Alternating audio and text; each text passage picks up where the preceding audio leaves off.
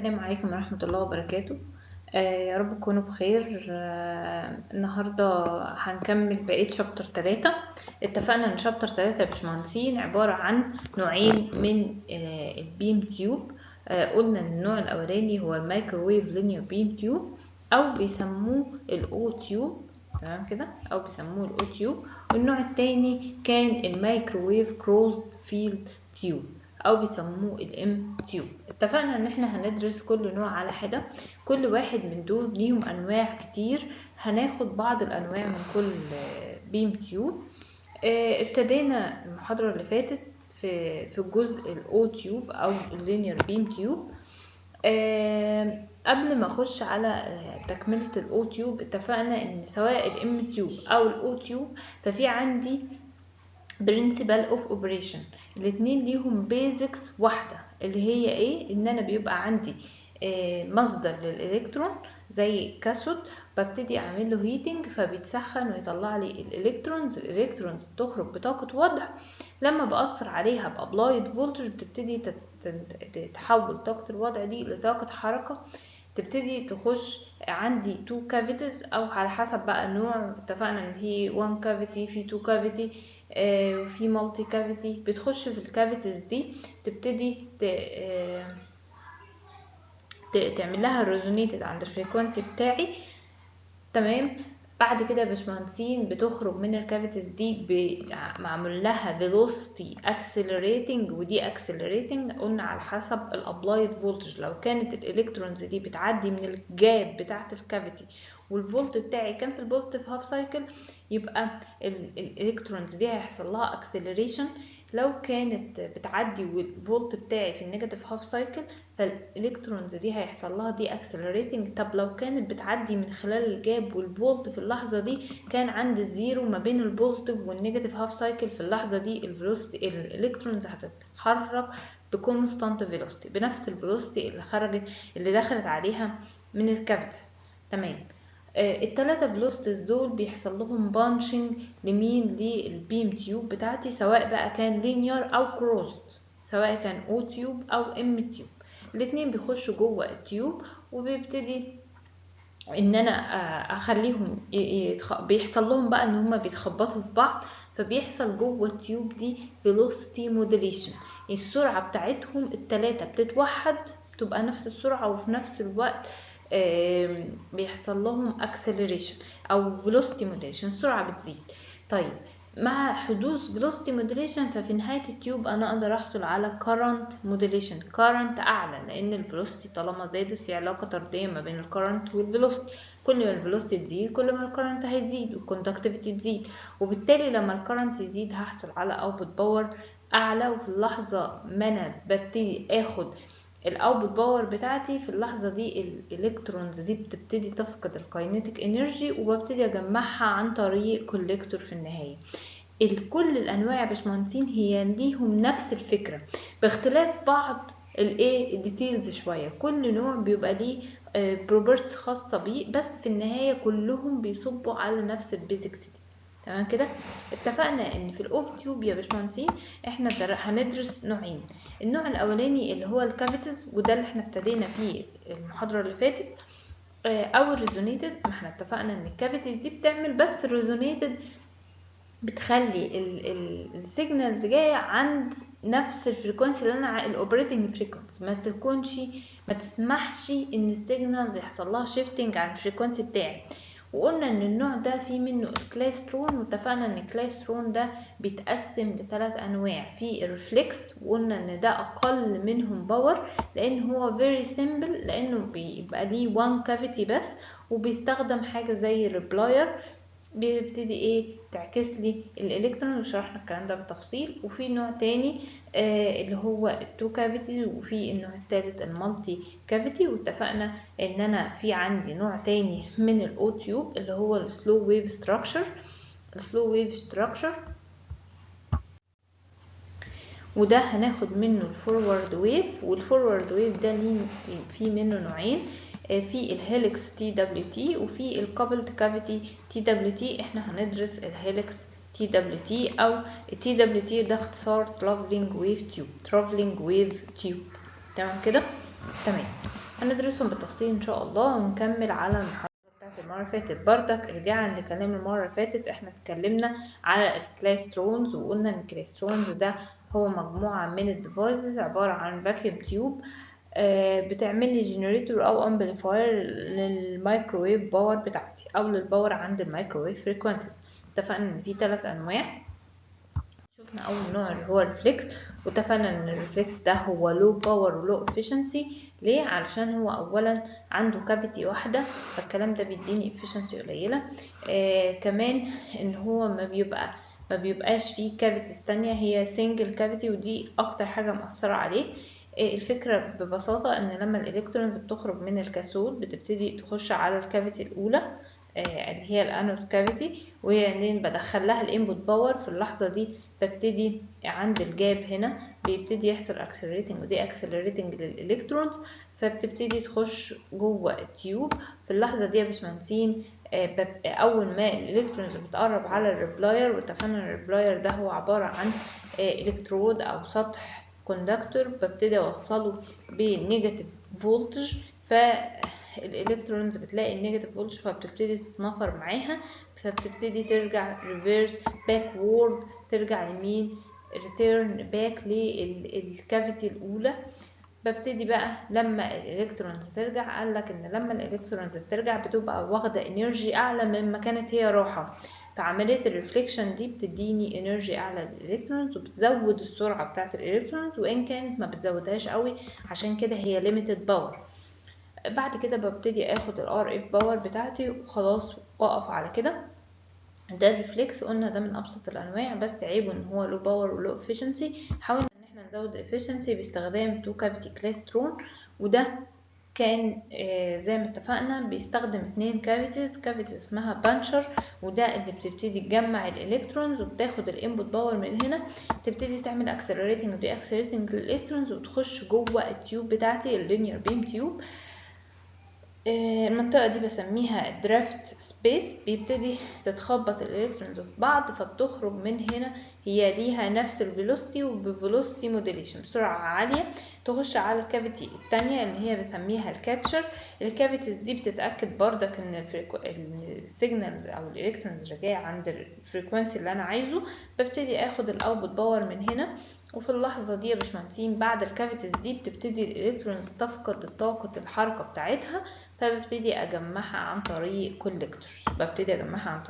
كولكتورز. ودي تاني نوع من الكلاسترون، وقلنا ان النوع ده هو اكثر استخداما، هو widely used. ليه؟ لان هو اولا مش معقد قوي، وفي نفس الوقت هو بيديني acceptable power، acceptable current modulation، acceptable velocity modulation.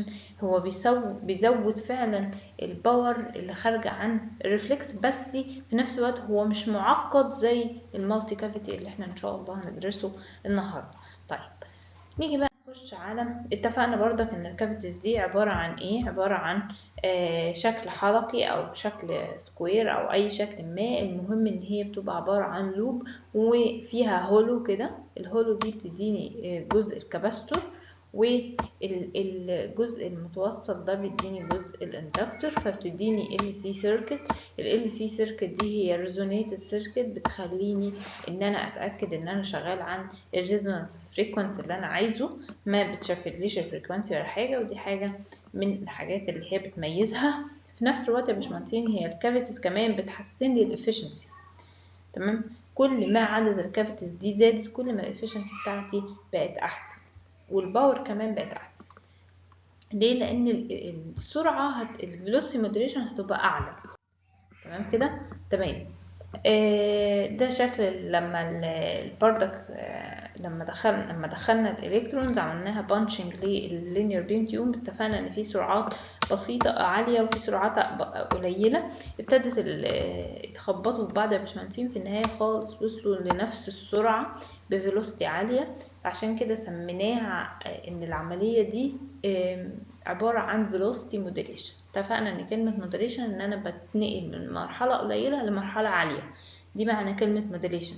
فانا هنا اتنقلت من الفيلوسيتي الاقل للفيلوسيتي الاعلى، عشان كده سميتها فيلوسيتي موديليشن. في نفس الوقت الكرنت كمان زاد، فكمان عملنا current modulation، وبالتالي حصلت على high output power. تمام كده؟ ده بالتفصيل كل اللي احنا قلناه المحاضرة اللي فاتت.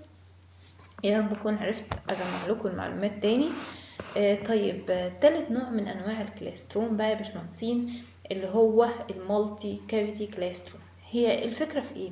الفكرة ان انا اولا نفس الكلام، انا عندي تو كافيتيز في البداية، كافيتي في البداية وكافيتي في النهاية.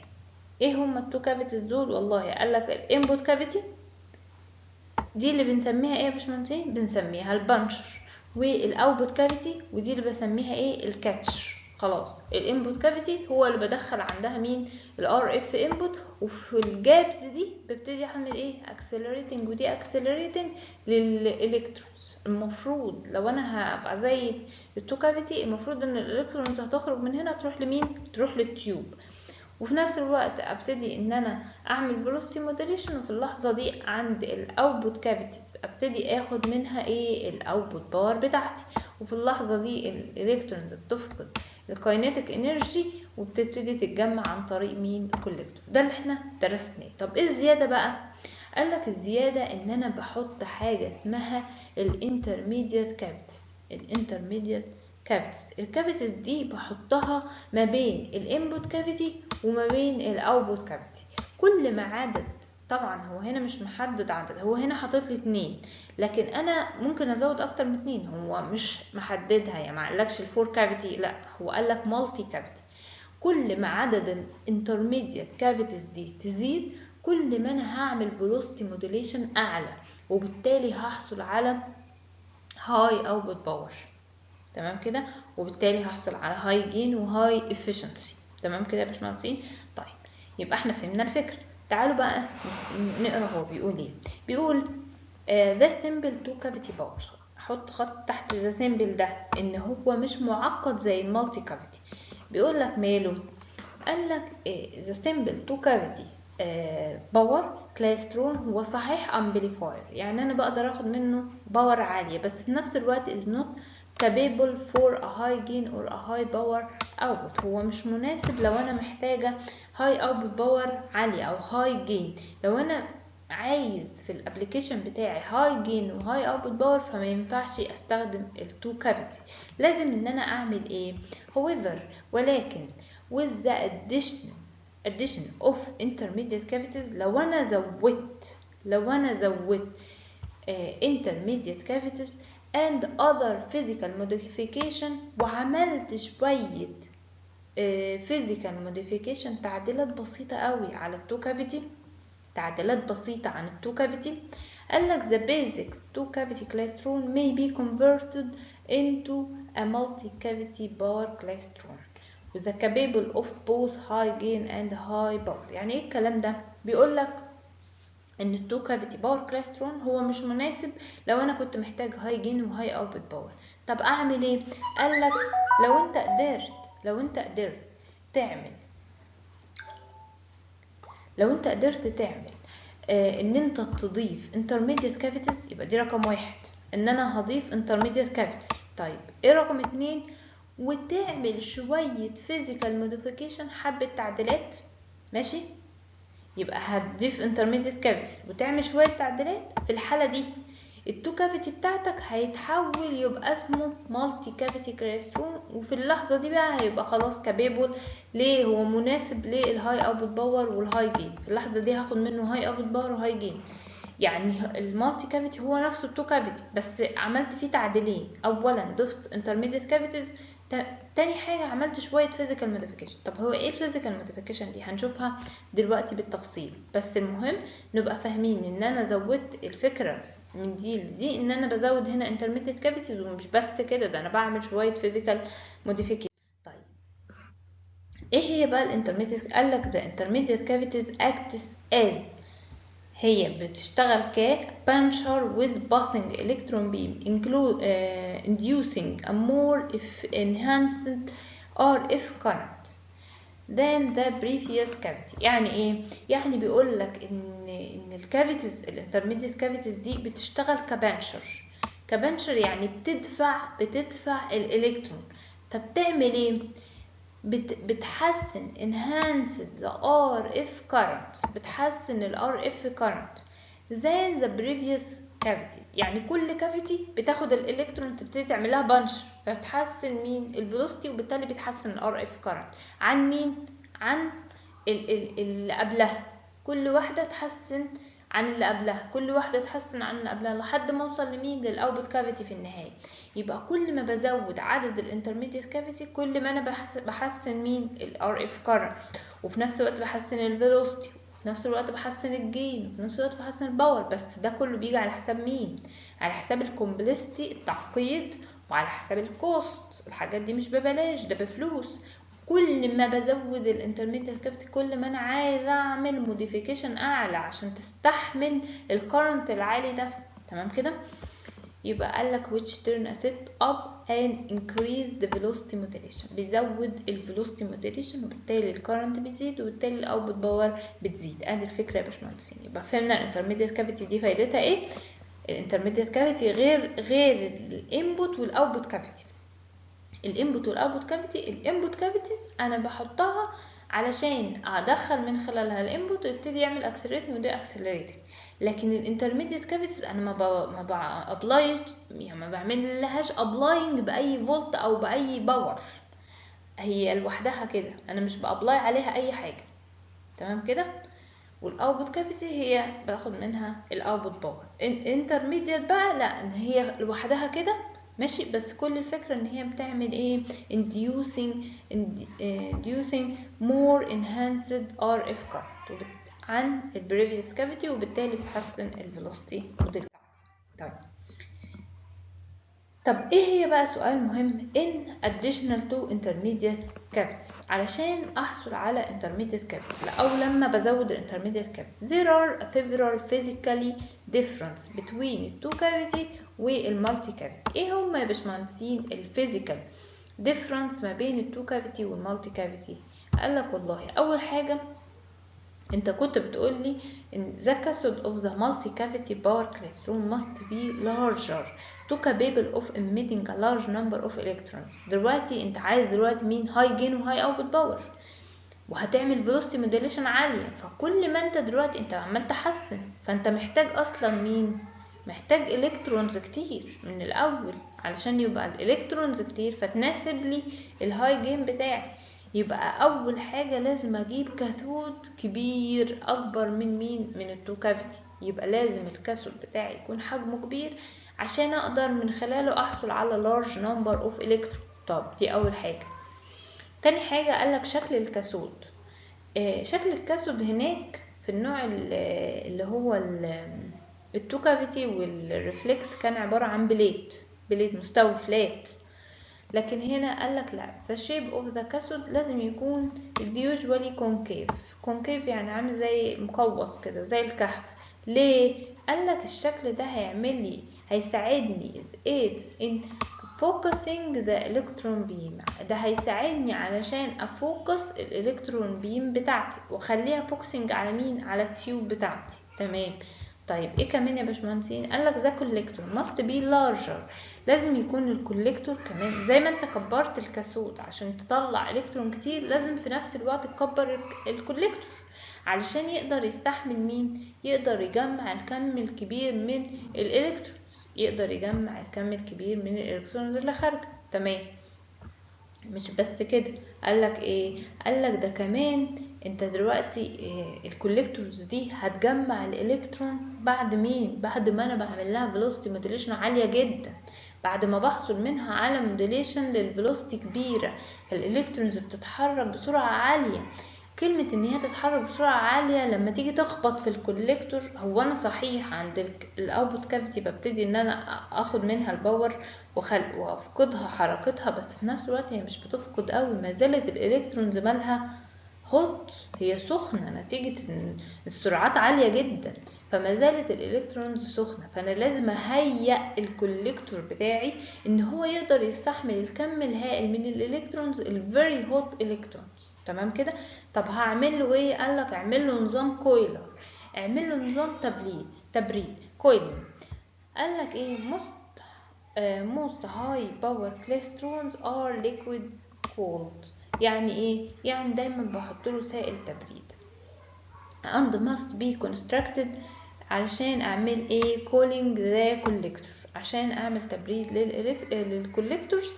خلاص، بحيث ان الكم الكبير من الالكترونز، الالكترونز بيستريك، هتتصطدم او تخبط في الكاثود، في الكوليكتور with a sufficient energy، بطاقة عالية. برضه ما زالت الطاقة عالية، فممكن ان هي تصهر الكوليكتور بتاعي، تصهر الانود ده نتيجة الحرارة العالية.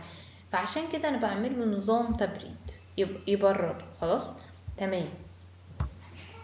واخيرا يا باشمهندسين، قالك واخيرا انت دلوقتي بتقولي جوه التيوب ايه اللي بيحصل للالكترونز؟ بتبقى سرعات مختلفة. بتبتدي السرعات دي، الالكترونز يا باشمهندسين بتخش جوه التيوب، بيحصل لها ايه؟ بيحصل لها ان هي عماله تتصادم مع بعضها البعض. قال لك بص، ما تنساش ان الالكترونز دي كلها ليها نفس الشحنه، يعني كلها شحنات سالبه. فبيحصل ايه؟ قال لك بيحصل ميوتوال ريبليشن. ميوتوال ريبليشن يعني ايه؟ تنافر داخلي ما بينهم وما بين بعض. ممكن هما صحيح بيتخبطوا في بعض، بس ممكن يحصل تنافر داخلي ما بين الالكترونز وبعض لنتيجه ان هما نفس الشحنه، شحنات متشابهه، فبيتنافروا. التنافر ده قالك ممكن ان هي تخليها توصل لجدران البيم، ولو وصلت لجدران البيم هتلزق هناك، هتتجمع هناك، مش هترجع تاني. يبقى انا كده مين؟ فقدت الالكترونز بتاعتي. قالك امال اعمل ايه؟ قال بص بقى، حط ماجنتيك كويلز. ماجنتيك كويلز، الماجنتيك كويلز دي هتتحط على حدود البيم، فهتكون لي ماجنتيك فيلد عمودي على الالكتريك فيلد اللي مين؟ اللي متكون. وبالتالي يا باشمهندسين ايه اللي هيحصل؟ قالك هيجبر، ثانية واحدة، هيكون ماجنتيك فيلد. ماله الماجنتيك فيلد؟ لا مش عمودي، هو هيكون ماجنتيك فيلد. الماجنتيك فيلد هتجبر الالكترون ان هي تتحرك على مين؟ هتأثر عليها بقوة، هتخلي الالكترون تتحرك في مين؟ على الاكسس بتاع التيوب، خلال الاكسس السنتر بتاع التيوب، ما تحدش عن السنتر. حتى لو في تنافر ما بينهم، لا انا مأثر عليهم بفورس اسمه ماجنتيك فيلد. الفورس دي جبراهم ان هم يمشوا في المين؟ في الاكسس بتاع التيوب، في الاكسس بتاع التيوب. تمام. فبيقول لك ايه؟ بيقول لك the mutual relation between the electrons مالها؟ قال لك causes the beam to spread. يعني ايه؟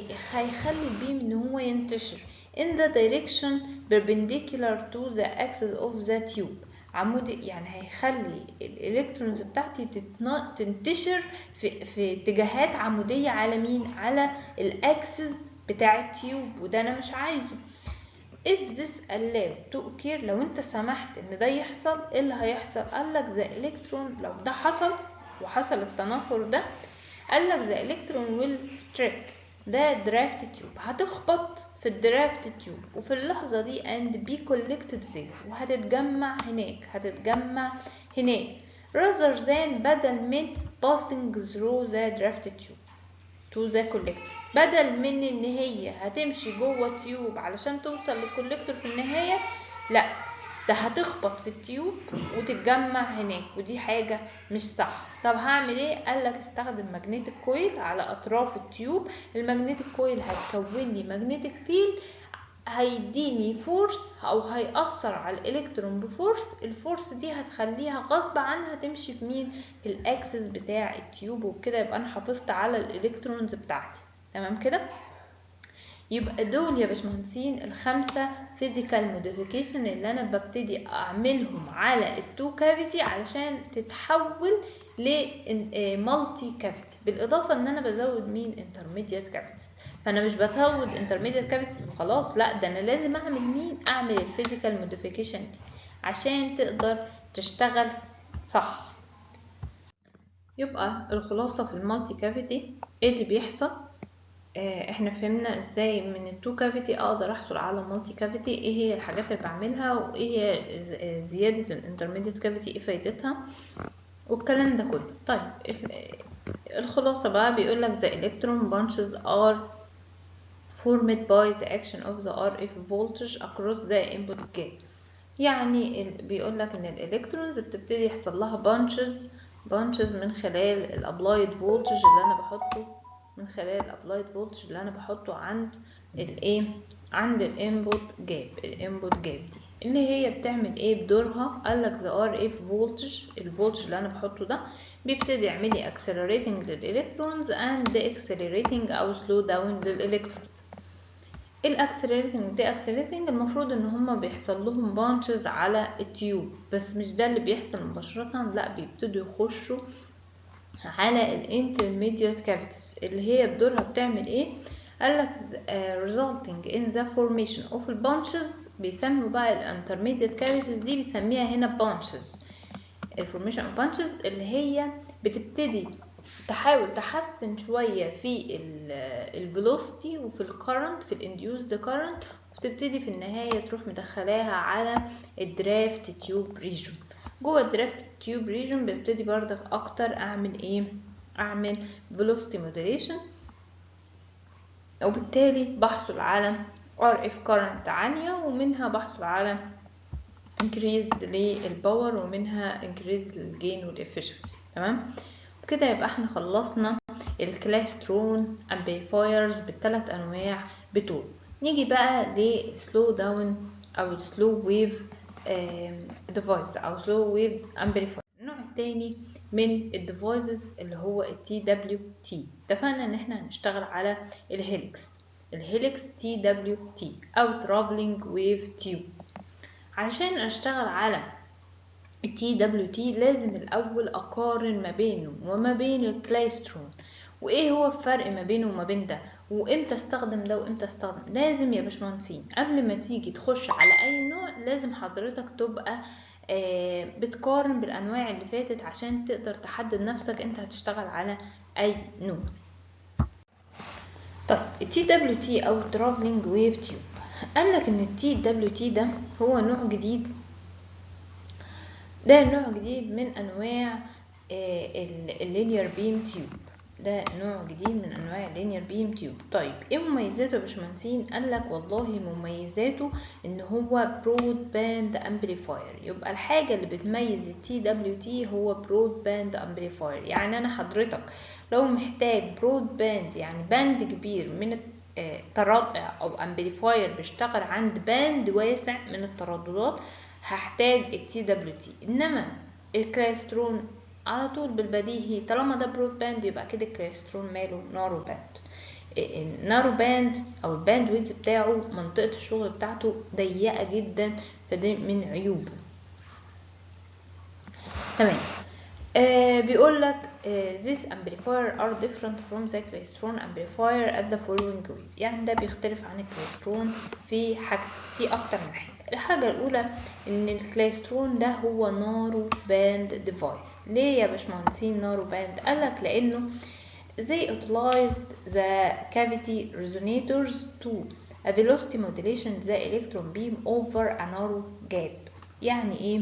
يعني ان الكلايسترون ده علشان تشتغل كامبليفاير هي بتستخدم مجموعة من الكافيتيز او الكافيتي ريزونيتورز اللي هي بتعمل لي فيلوسيتي موديليشن من خلال نارو جاب. يعني يا باشمهندسين انا بابلاي الانبوت فولتج بتاعي على مين؟ على نارو جاب. من خلال النارو جاب دي ببتدي ان انا اعمل اكسلريتنج ودي اكسلريتنج للالكترونز اللي هي بدورها بيحصل لها بانشز على التيوب بتاعتي. قال لك لا الكلام ده ما بيحصلش في التي دبليو تي.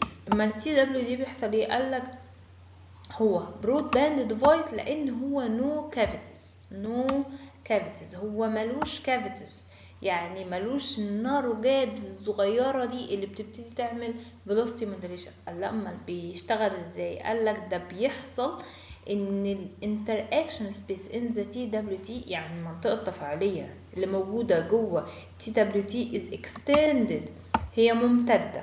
يعني مش من خلال بس الدرافت ريجون او منطقه صغيره. قالك لا ده ممتده ازاي؟ قالك ازاي the electron beam exchange the energy with the RF waves أو RF power over the full length of the tube. هناك يا باشمهندسين أنا كنت باخد الانبوت باور بتاعتي من خلال مين؟ من خلال الانبوت كافيتيز عن طريق النارو جاب، انما هنا قالك لا، ده الالكترونز عمال يتبادل وياخد الانرجي من الار اف باور بتاعتي على امتداد التيوب، طول ما هو ماشي جوه التيوب عمال يحصل على انرجي، وبالتالي الكلام ده هيوسع الباند وهنحصل منه كمان على هاي اوتبوت باور. يبقى اول اختلاف ما بين التي دبليو تي وما بين الكلايسترون ان الكلايسترون هو عباره عن كافيتيز، ريزونيتد كافيتيز، بقدر ان انا اعمل فيلوسيتي موديليشن من خلال نارو جاب اللي هي موجوده في الكافيتي. لكن هنا قال لك لا، هنا electrons beam exchange energy with the RF waves over the full length من خلال ايه؟ من خلال التيوب كلها، مش من خلال نارو جاب صغيره. طيب وده اللي بيخلي ان التي دبليو تي هو وايد باند او برود باند والكلايسترون هو نارو باند. ايه الاختلاف التاني يا باشمهندسين؟ قالك الاختلاف التاني او الاختلاف التالت يا باشمهندسين، او هنقول التالت او التاني على اساس ان واحد واثنين دول تقريبا ليهم نفس المعنى. الاختلاف التالت قال ايه؟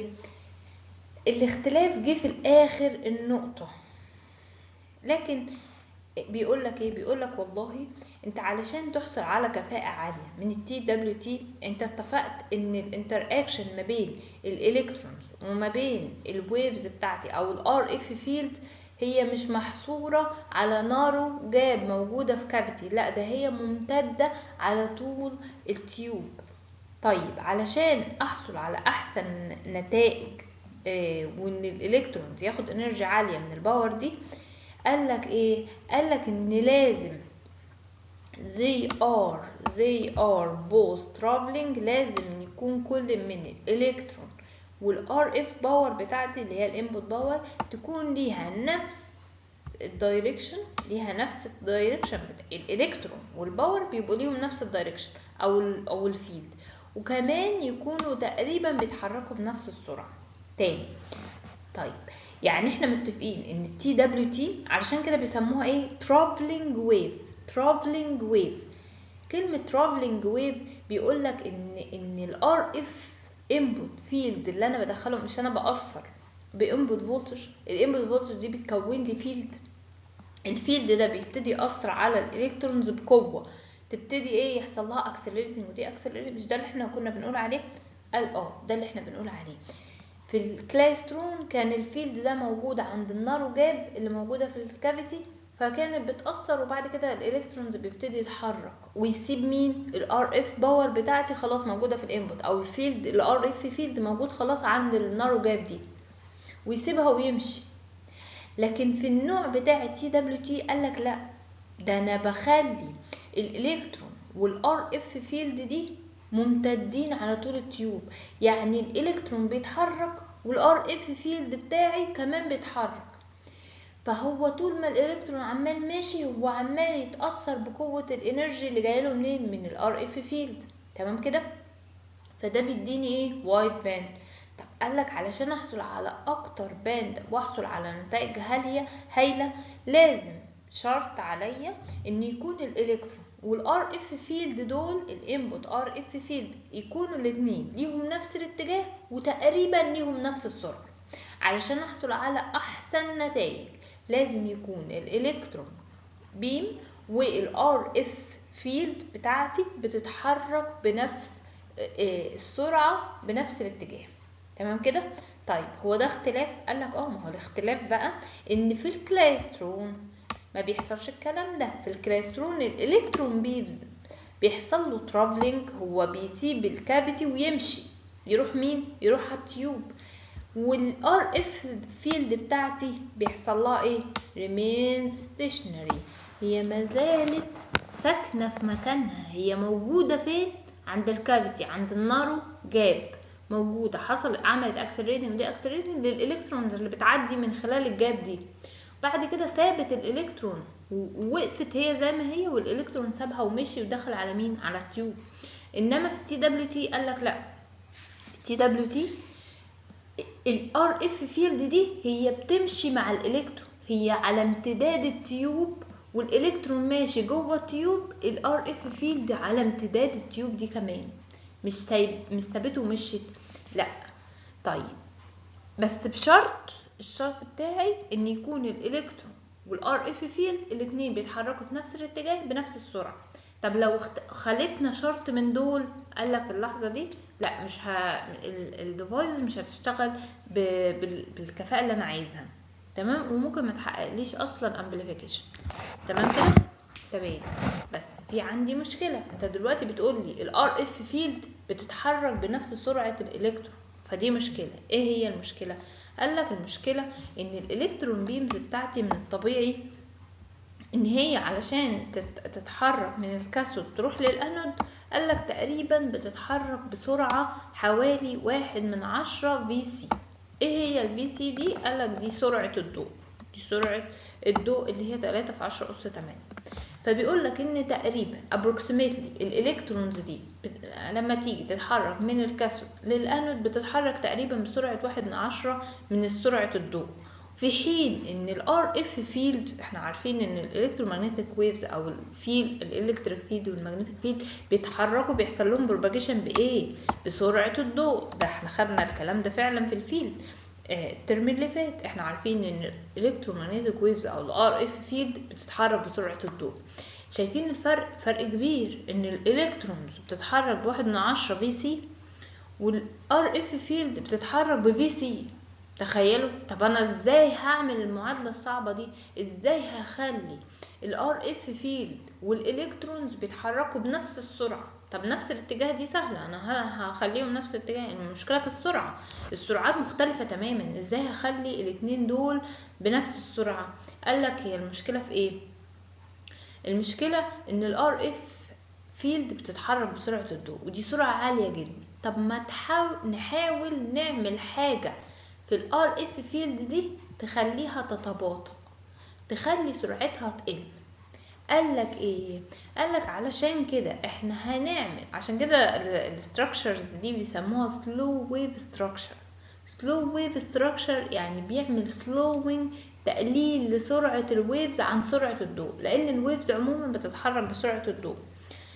فعلشان اقلل سرعتها، اخليها تقرب لسرعة الالكترون، لازم ان انا اعمل لها عملية تخليها تتباطأ. قالك ايه العملية اللي تخليها تتباطأ؟ ان انا اخلي الار اف فيلد دي تمشي في حاجة زي الهيلكس او حاجة زي الويف جايد ارينجمنت.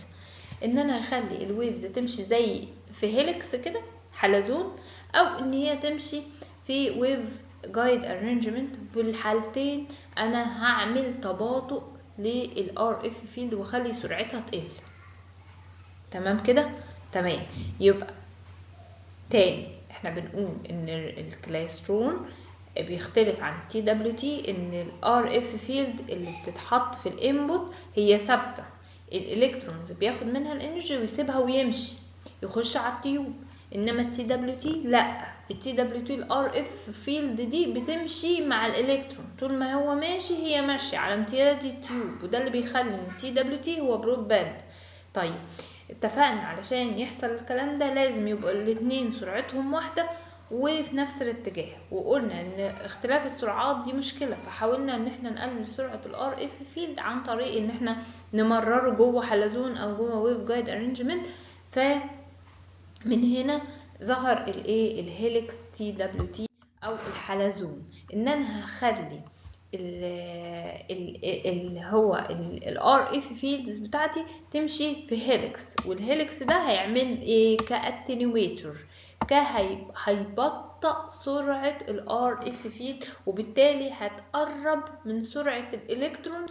يبقى انا حققت الشرط ان الالكترونز والار اف فيلد ليهم نفس السرعه ونفس الاتجاه، يبقى انا كده هحصل على برود باند باور امبليفاير. تمام كده. فبيقول لك ان الفيزيكال كونستراكشن بتاعت تي دبليو تي بالشكل ده، ان انا بيبقى عندي نفس الكلام كاثود. خلي بالنا ان البيزكس واحده زي ما قلت لك، ان الكاثود اهو، وادي الهيتر بيبتدي يسخن الكاثود، فالكاثود يبتدي يطلع الالكترون، وبعد كده ببتدي ان انا ادخل ده الانبوت باور بتمشي فين؟ بتمشي في هيليكس. ليه بتمشي في هيليكس؟ هناك كنت بدخلها على كافيتي، والكافيتي من خلال النارو جاب بتبتدي ايه؟ تعمل اكسلريشن. دي قال لك لا الكلام ده مش صح، الالكترونز بيمشي جوه التيوب وفي نفس الوقت معاه الباور ماشيه. الار اف باور، الار اف فيلد ماشيه عماله تاكسلريتنج، ودي اكسلريتنج لمين؟ للالكترونز جوه التيوب. بس علشان السرعات مختلفة انا همرر الار اف باور دي في مين؟ في هيليكس. وبعد كده ببتدي اخد الخرج واجمعهم الالكترونز في النهاية عن طريق كوليكتور. تمام كده؟ يبقى هي نفس البيزكس، بس الاختلاف ان ده برود باند والتاني نارو باند. ليه؟ لان التاني كافيتي وبيعمل اكسلريتنج او فيلوسيتي مودريشن من خلال النارو جاب الموجوده في الكافيتي، والار اف فيلد ما بتتغيرش، هي ستيشنري ثابته ما بتتحركش. لكن هنا دي ترافلينج ويف، الار اف بتاعتي بتتحرك على امتداد التيوب.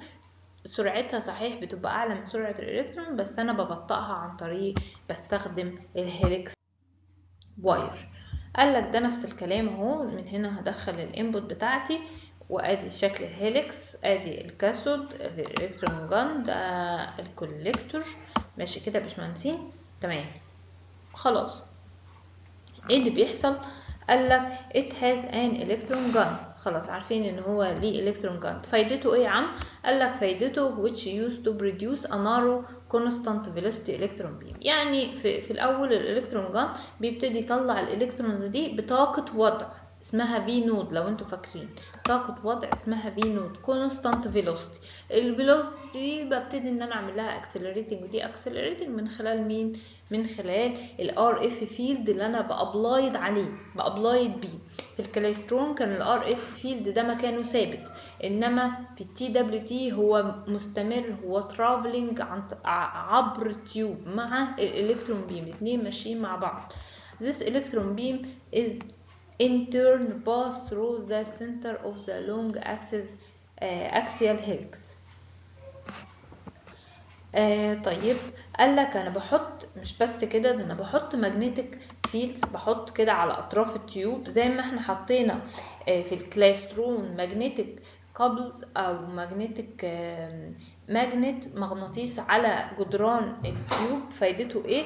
فايدته ان هو بيعمل لي فوكسنج للالكترون بيم من خلال هنا بردك الماجنتيك ده او الماجنتيك فيلد بردك ليها نفس فايدة الفايدة اللي انا كنت بحطها في الكلايسترون، هي ليها نفس فايدتها. فايدتها ايه؟ ان هي providing to prevent، عشان تمنع البيم بتاعي from spreading، علشان ان هو ممكن ينتشر على التيوب وفي الحالة دي هيبتدي يتجمع. فانا بحافظ عليه في السنتر اوف ذا هيليكس، بحافظ عليه في سنتر الهيليكس. طيب ازاي الهيليكس يا باشمهندسين؟ اخر حته عايزه اقولها، ازاي الهيليكس بيعمل تبطيء او سلوينج للالكتريك فيلد او للار اف فيلد بتاعتي. قال لك هيليكس is a loosely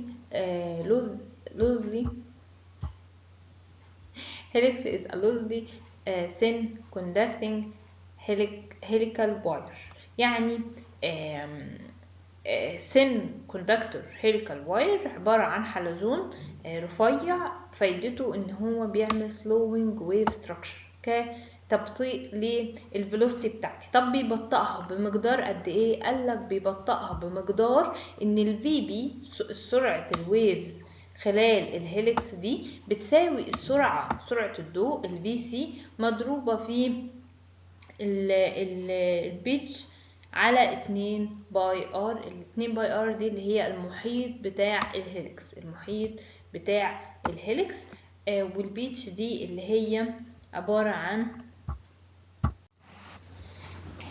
يبقى البيتش دي زي ما اتفقنا هي درجة انحناء اللوب، درجة انحناء الهيليكس عندنا. يبقى الهيليكس بيتش انحناء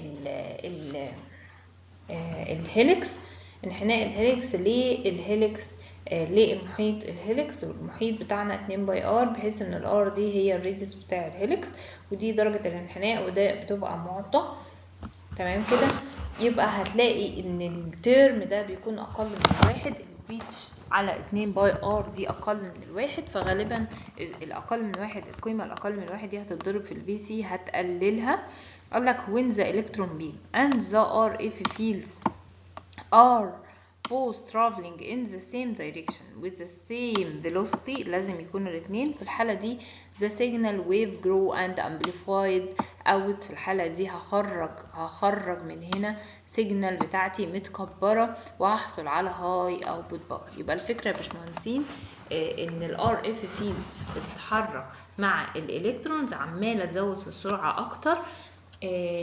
ميزته ان هو برود باند لان المساحة اللي بيتفاعل فيها الالكترون مع الار اف فيلد كبيرة على امتداد التيوب كلها، مش بس من خلال نارو جاب. تالت حاجة علشان يحصل التفاعل ده صح لازم يكون الار اف فيلد مع الالكترون بيتحركوا بنفس السرعة بنفس الاتجاه.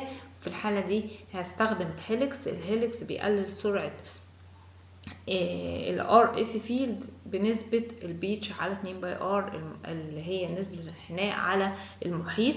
الترم ده بيكون اقل من 1 زي ما قلت. لما يجي يتضرب في سرعة الضوء هيقللها، هيقاربها من سرعة الالكترون بي. كده يبقى احنا خلصنا التي دبليو تي. ان شاء الله المحاضرة الجاية هتكون اخر محاضرة هندي فيها الماجنترون اللي هو الام تيوب. شكرا، السلام عليكم ورحمة الله.